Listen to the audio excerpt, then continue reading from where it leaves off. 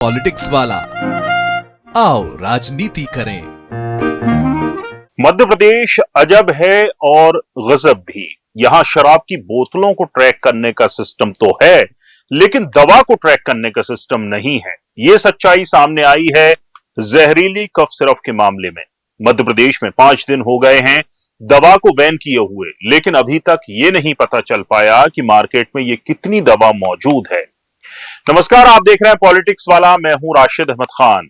सबसे पहले आपको खबर की अपडेट दे देते हैं। मध्य प्रदेश में जहरीली कफ सिरप से मरने वालों की संख्या 23 हो गई है। आज डिप्टी सीएम आखिरकार छिंदवाड़ा पहुंचे। उन्होंने कलेक्टोरेट में बैठक ली। सीएमएचओ पर कार्रवाई करते हुए उन्हें हटाया। साथ ही ये भी बताया कि छिंदवाड़ा से पुलिस गई है तमिलनाडु दवा कंपनी के मालिक को गिरफ्तार करने। आरोपी कंपनी जो दवाई बनाने वाली कोल्ड ड्रिंक बनाने वाली कंपनी है, उसके ओनर को गिरफ्तार करने के लिए छिंदवाड़ा से पुलिस की टीम चेन्नई और कांचीपुरम पहुंच चुकी है और कड़ी से कड़ी कार्रवाई की जा रही है। सर, आईएमए से क्या चर्चा हुई है? जो हड़ताल पे जाने वाले थे डॉक्टर, वो हड़ताल में न जाएं, वो अपना काम करें और 4 साल से कम बच्चों को कोई भी कफ सिरप न देने का जो एडवाइजरी भारत सरकार की है, आईसीएमआर की है, उसका पालन करें, ऐसा मैंने उनसे निवेदन किया। अब वापस आते हैं मुद्दे पर। 4 अक्टूबर को राज्य सरकार ने जहरीली कोल्ड ड्रिंक दवा को बैन कर दिया था, लेकिन अभी तक इसे बाजार से पूरी तरह से वापस नहीं उठाया गया है।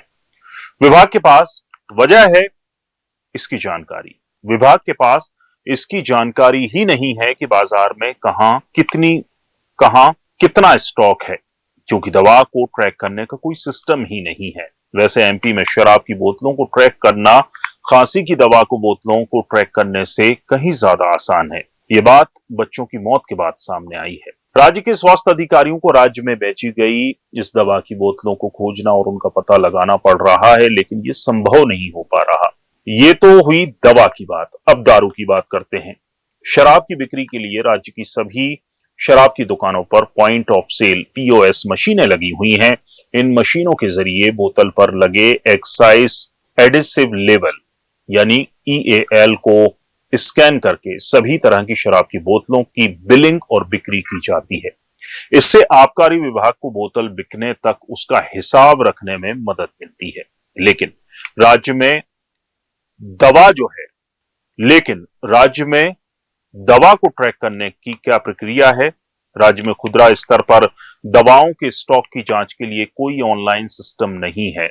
एफडीए के पास भौतिक जांच करने की शक्ति है, लेकिन बाजार में दवाओं के स्टॉक की जांच के लिए राज्य स्तर पर कोई ऑनलाइन या केंद्रीकृत सिस्टम नहीं है। दवाओं को ट्रैक करने के लिए एक वरिष्ठ MP food and drugs administration अधिकारी जिन्हें कार्रवाई का सामना करना पड़ रहा है, उन्होंने बताया कि इस चेन में निर्माता, थोक विक्रेता और खुदरा विक्रेता शामिल हैं।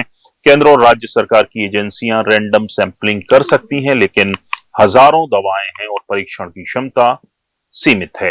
हालांकि अधिकारी ही अब दवाओं को ट्रैकिंग सिस्टम की मांग कर रहे हैं। ऐसे में सवाल उठना लाजमी है कि दवा अहम है, इंपॉर्टेंट है या दारू? दारू के लिए अगर सिस्टम है तो दवा के लिए भी होना चाहिए। और कफ सिरप से 23 मौतों के बाद ये सवाल और ज्यादा बड़ा और अहम हो गया है। इस मुद्दे पर आप भी कमेंट कर अपनी राय हमें दे सकते हैं। पूरा वीडियो देखने के लिए शुक्रिया। वीडियो पसंद आया हो तो लाइक कीजिए, शेयर कीजिए और हमारे चैनल पॉलिटिक्स वाला को सब्सक्राइब जरूर कीजिए। नमस्कार।